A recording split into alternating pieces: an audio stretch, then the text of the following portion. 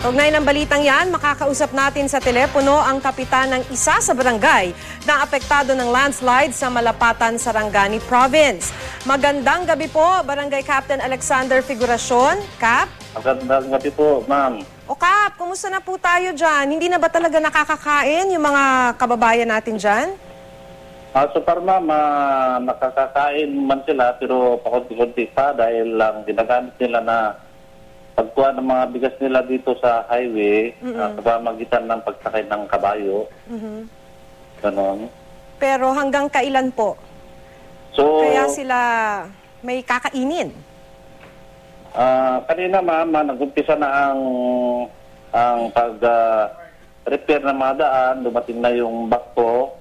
So, ang nakadaan ngayong hapon is mga motorsiklo pa lang. So, sabi ng driver bago umuwi na baka hanggang alas 10 bukas ng umaga makadaan na yung mga weapon.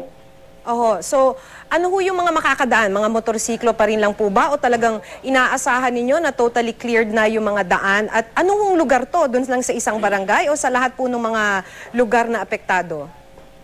Lahat lugar na apektado, ang 3 barangay ang nasa bukid na dumadaan dito sa ating barangay. So yung lahat na landslide, bahagi ng aking barangay. So dito sila dadaan lahat na papuntang highway, papuntang Ginsan. Kap, ano po yung mga pangunahing pangangailangan ng mga kapuso po natin? So ang pangunahing mga kailangan, ma'am, is mga pagkain nila, mga bigas, yung mga ulam, mga kahit dilata, gano'n. Okay.